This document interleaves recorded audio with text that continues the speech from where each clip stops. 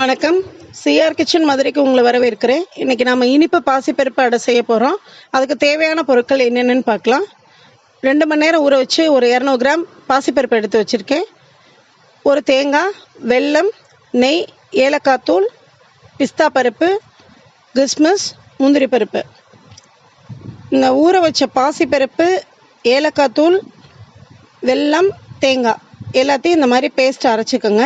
இது கூடயே நட்ஸை கலக்கிக்கிறதுனா கலக்குங்க. நட்ஸ் தேவையில்லைன்றவங்க, நெய் தேவையில்லைன்றவங்க அதை ஸ்கிப் பண்ணிக்கோங்க.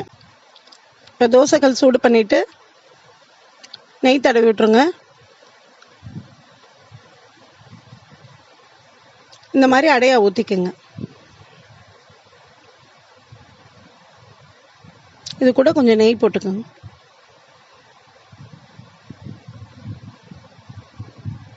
இது கூட நம்ம கட் பண்ணி வச்சுருக்க அந்த கிஸ்மிஸ், முந்திரி இதெல்லாம் போட்டுக்கோங்க.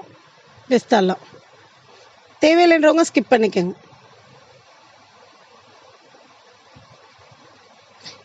இந்த பிள்ளைங்களுக்கு ஈவினிங் ஸ்நாக்ஸ்க்கு நல்லாயிருக்கும். நீங்கள் ட்ரை பண்ணி பாருங்கள். நம்ம பாசிப்பருப்பு அடை ரெடி ஆயிடுச்சு.